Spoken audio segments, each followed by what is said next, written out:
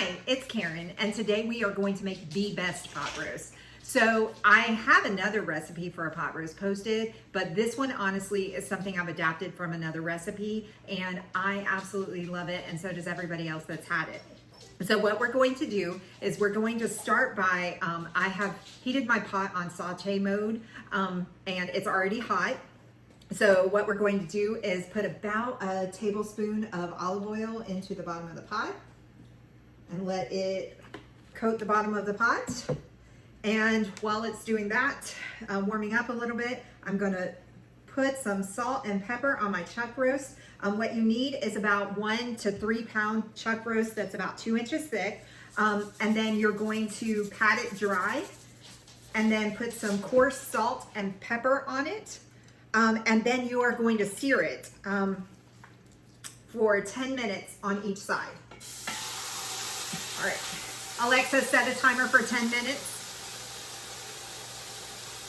Alexa, set a timer for 10 minutes. Okay, we'll just look at the time.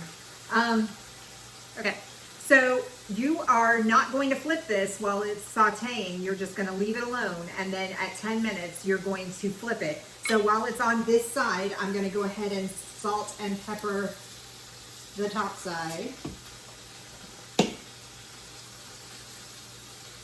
And then I'm going to pause, and I'll be back when it's time to do the next step. Okay, 10 minutes is up. What we're going to do is flip and sear for 10 minutes on the other side. Alexa, set a timer for 10 minutes. 10 minutes. Yay. Okay, I'll be back in 10 minutes. Okay, our timer's gone off, so now we're going to remove our roast from the pot, put it on a plate or whatever in a bowl to rest, and now we're going to move on to our next steps. So I like to add onions at this point. You can slice them, but my family won't eat them if they're too big. So I have yellow onions that are diced, and we are going to add those to our pot. You shouldn't need to add any more oil or anything like that, because you should have a little bit of your olive oil left and some of your juice from your pot roast. Sorry. At this point, you're going to want to switch to a wooden spoon, because in a minute we're going to deglaze our pot after we're done. But we're sauteing our onions. I use 2 yellow onions, about medium size. And after you've sauteed them for about 2 minutes, you're going to want to add your minced garlic. You can use fresh minced garlic if you'd like, or you can use jarred minced garlic. I use 6 cloves. Yes, 6 cloves. So if you use jarred, that's going to equate to 6 teaspoons. If you use fresh, then of course you would use the cloves and mince them yourself. So I'm going to go ahead and add that now. You don't add it at the beginning, because if you cook it the whole time that you cook the onions on saute mode, then it will scorch your minced garlic. All right, so you only need to do that for about 1 minute before you get ready to deglaze your pot. All right, let's get that out of the way. To deglaze your pot, you have 2 choices. Red wine or balsamic vinegar, that's what I like to use. So you need about 2 tablespoons. Let's get that right. And I'm gonna go ahead and add my 2 tablespoons and use my wooden spoon to scrape all the bits of meat and any onions that might have stuck or whatever off the bottom of the pot.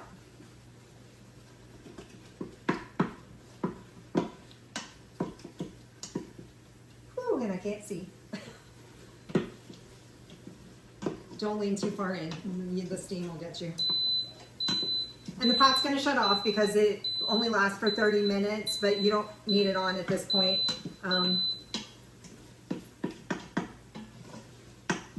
All right, my pot is deglazed. So our next thing that we're going to add is 1 cup of low sodium chicken stock. or broth. That's up to you. And then I add 2 tablespoons of soy sauce. That sounds weird, soy sauce in pot roast, but I promise you it tastes fantastic. So I have those mixed together in here. So I'm gonna go ahead and add those. And that's, you know, my low sodium chicken stock. Sorry, mine's broth. And then soy sauce. Then we're going to add our seasonings. So I've already measured them out, but I have thyme, and I have 1/4 teaspoon of that. I have rosemary, and I have 1/4 teaspoon of that. And then I have bay leaves, and I have 2 of those. So I'm gonna drop those in there and dump that in there and give it a little stir. And then we are ready to put our roast back in the pot.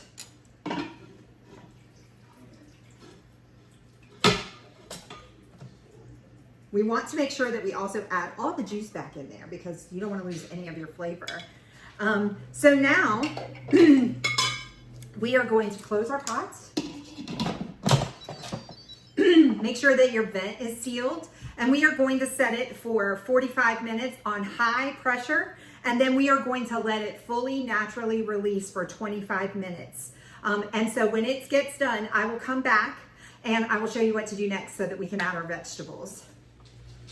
Okay, we have let the pressure naturally release from our pot for about 25 minutes. And then once the pin dropped, we went ahead and opened the pot, and we're going to remove the pot roast and put it on the plate and let it rest.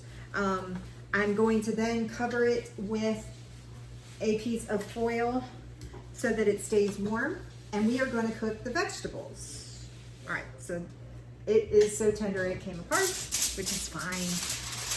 Fine. All right, so we've got it covered. Now what we've got here are 4 large potatoes that I've peeled and sliced kind of thick.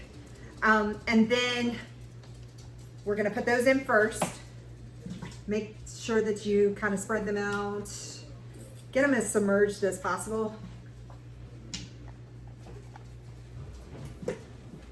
All right, and then a 1-pound bag of baby carrots, and those can go right on top. All right, Alexa, cancel. Your next step is to put your lid back on and close the vent. And then we are gonna pressure cook for 4 minutes on high pressure, and we're going to quick release. So I'll be back as soon as that's done. And okay, as I said, when your vegetables get done with that 4 minutes, you do a quick release. So that's what I've done here. In a second, when it finishes, I'm going to remove the vegetables and put them in this platter with my roast. I've kept it warm by keeping it covered with foil. And then what I've done is prepared this thickening sauce. I don't know what you call it. It's cornstarch and water. And so you do 3 tablespoons of cool water and 2 tablespoons of cornstarch, and you mix it together. And then we're going to, after we've removed our vegetables, we're going to slowly add this cornstarch mixture and stir it in with our liquid to thicken our sauce. And then I'm going to put it over our vegetables and meat. So as soon as this pin drops, we're gonna open our pot and start to remove our vegetables. I was hoping it would time out right for it to drop as soon as I finish talking, but no such luck. Give it one more second.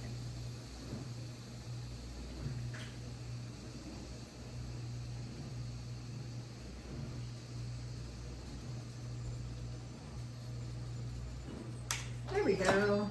Okay, I'm open carefully. All right. So you want to be careful as you're removing this. All right, so I'm adding my cornstarch mixture to thicken the sauce, and we'll do it just a little bit at a time and stir.